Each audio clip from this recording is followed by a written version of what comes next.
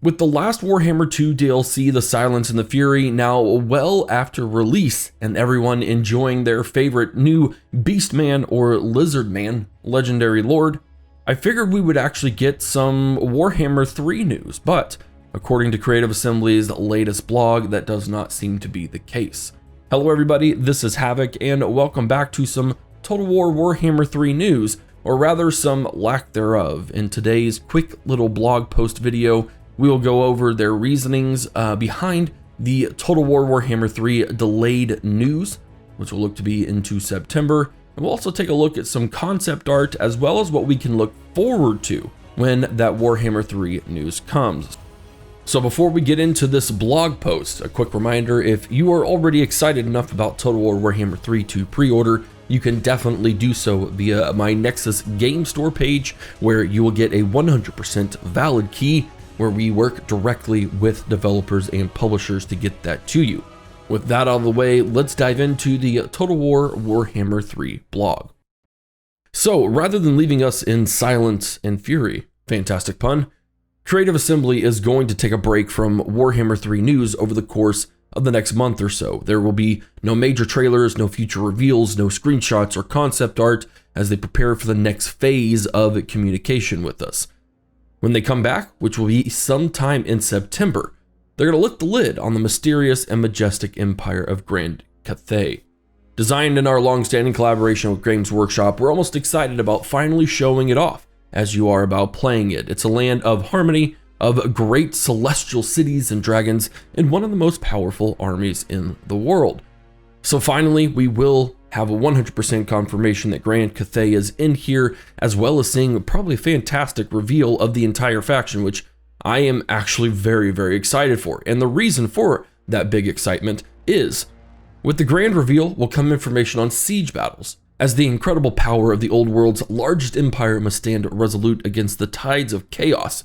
Their great bastion, which is essentially the Great Wall of China, holding firm. We will show you not only unique elements of Cathay, but also the general systems changes that support every siege battle going forward.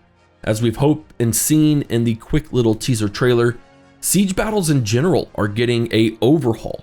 And I am very, very curious to see what they've done, because it is one of the most lacking features in Warhammer as it stands. And if you were able to get siege battles under control, we would have a much better experience and a much more lore-friendly and unique experience in the Total War franchise.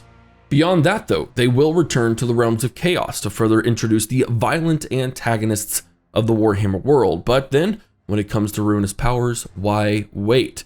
So we will be able to see, hopefully, some more of those survival battles, or just what the realm of chaos looks like in general. Maybe some map information, maybe some just general information on the factions. But for the purpose of this dev blog, they're going to give us some concept art of the other factions. Now, mind you, this is concept art. This is not representative of anything we will actually see in terms of models or final looks, etc., etc.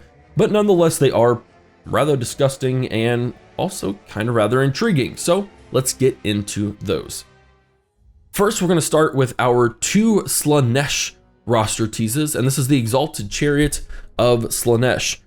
Now, it doesn't look quite as, well, kinky, I guess, as it would. Maybe it does, if you're into some really, really weird stuff. It does look absolutely terrifying. So as you can see, all of those are spikes.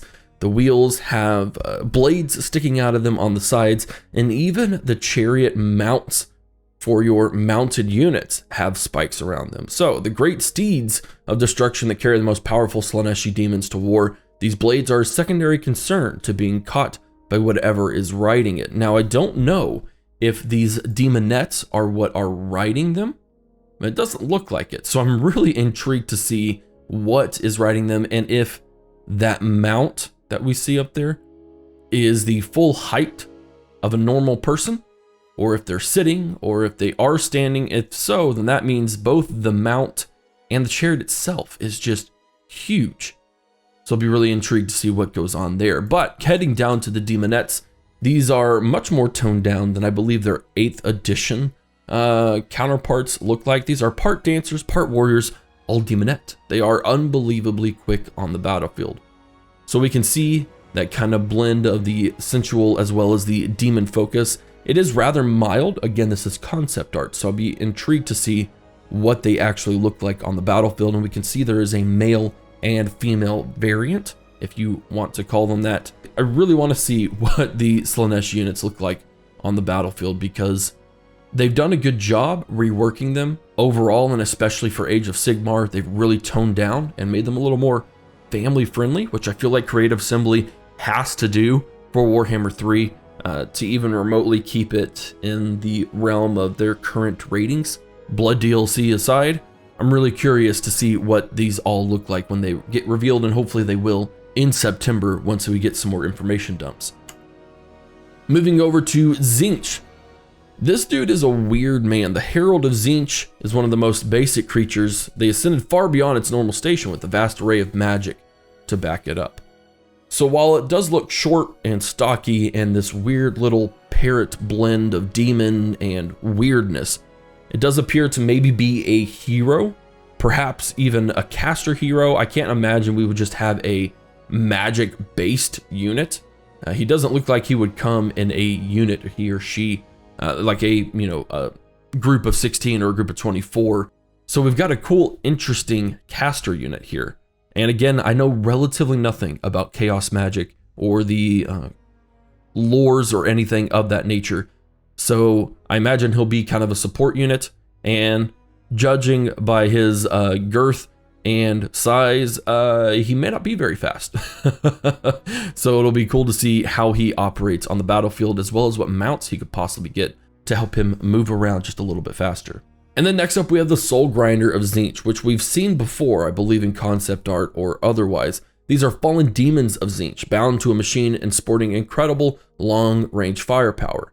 So while these do look very, very awesome, including the hand that has an eye, you have your advanced machinery, I do have a little bit of an issue with the Soul Grinder of Tzeentch being in Warhammer 3. I do understand, and I do believe they've confirmed that the Chaos Gods in this are tied to the Warhammer 40k world, but I really do feel like the Soul Grinder of Tzeentch is just way too advanced to belong in the old world or into that period of time.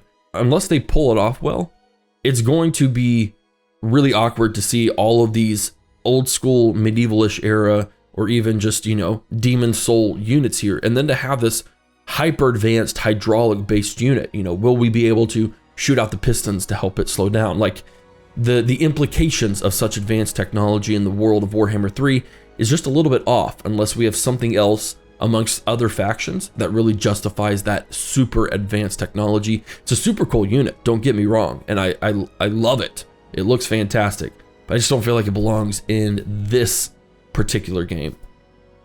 And then the last thing we have are 2 Nurgle roster teases. Now, for some weird reason, maybe because I go by Papa Havoc on social media and I have 3 kids of my own, I kind of have a weird association with Papa Nurgle. I don't know why, but I really do like Papa Nurgle, and I'm really, really excited to play as Papa Nurgle. And we get 2 units here. We get the Rotfly, which is a flying, corpse-consuming heralds of the plague god, which look repulsive, and you can see they themselves have different variants, including a variant that has a body or soul or something trapped inside of it.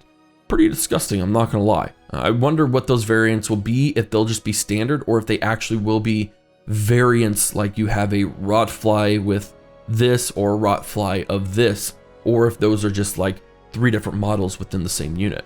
And then of course we have the Nurglings, which are sneaky poisonous offspring of Grandfather Nurgle.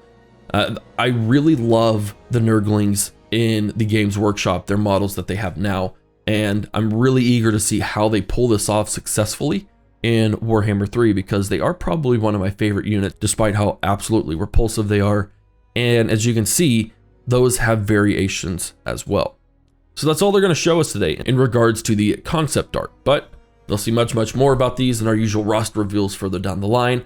I have no idea when those are coming. Lastly, what we're going to talk about is the very end of the blog. It gives us a little bit of a hint as to what we are going to see overall, and gets me even more excited about the future information releases. So shortly after we come back, we'll also be fulfilling your hunger for the early adopter bonus with news of what that will contain. Further still, we can dig something out to keep the hype train moving. We've got some more major surprises we very much doubt you're going to see coming.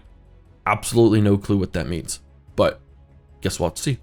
Warhammer 3 is a massive game, much of which we're still to show, not just in terms of the continued support we plan to do far into the future with DLC and free DLC, but, and this is important to keep in mind, in day one, minor systems reworks and features we haven't even mentioned yet. Things like diplomacy upgrades, UI changes, tutorial improvements, and much more. We're looking forward to showing you all that as well. In the meantime, Warhammer 3 isn't the only thing we have in development. Keep an eye out on our socials for some of that. So what I'm really wanting to see with Warhammer 3 is those minor changes. Diplomacy is very lacking and very basic so far. UI changes are great, but I'd like to see what they mean by those. Tutorial improvements even. We could probably be getting some sort of implementation of the 3 Kingdoms system for tutorials to where you can just press a button and have everything broken down for you. They really have to knock this one out of the park, I feel, to really wrap up the system. Wondering what all that's going to be and how they're going to implement it, and I am rather excited for it, I'm not going to lie. And then lastly, with that last little tease, we know, unfortunately, that Total War 3 Kingdoms 2 is in development, but I'm wondering if there isn't just something else, perhaps maybe our full historical game we've been waiting since Total War Attila released.